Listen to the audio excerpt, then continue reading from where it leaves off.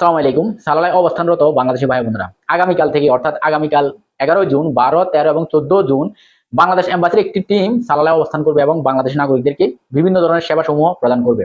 প্রথম 2 দিন এক জায়গায় থাকলেও পরবর্তী 2 দিন কিন্তু অন্য জায়গায় সেবা প্রদান করবে। এটা খুবই কেয়ারফুলি শুনেন।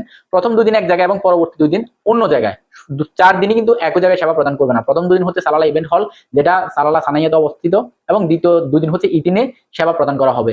তো প্রথম 3 দিন সকাল 8টা থেকে 5টা পর্যন্ত সেবা প্রদান করলেও লাস্ট দিন অর্থাৎ 4র্থ নাম্বার দিনে 14 তারিখে সকাল 8টা থেকে 12টা পর্যন্ত সেবা প্রদান করা হবে। তো আপনারা যারা বিভিন্ন ধরনের সেবা নিতে আগ্রহী বা বিভিন্ন ধরনের সেবা নেবেন বাংলাদেশ এম্বাসি থেকে, অথবা যারা রেজিস্ট্রেশন সম্পন্ন করেছেন ই পাসপোর্টের এবং এমআরপি পাসপোর্ট যারা গ্রহণ করবেন, সবারই ইতিমধ্যে লিস্ট এসে গেছে। আপনারা যোগাযোগ করে আপনার টাইম অনুযায়ী সেখানে অবস্থান থেকে আপনার কাজগুলো সম্পূর্ণ করবেন। তবে এটা সতর্কতার সাথে খেয়াল রাখবেন, প্রথম 2 দিন এক জায়গায় এবং পরের 2 দিন কিন্তু আরেক জায়গায়। আর সর্বশেষ দিন সকাল 8টা থেকে 12টা পর্যন্ত পুরো দিন কিন্তু সেবা দেওয়া হবে না। সকাল 8টা থেকে 12টা পর্যন্ত সেবা দিবে।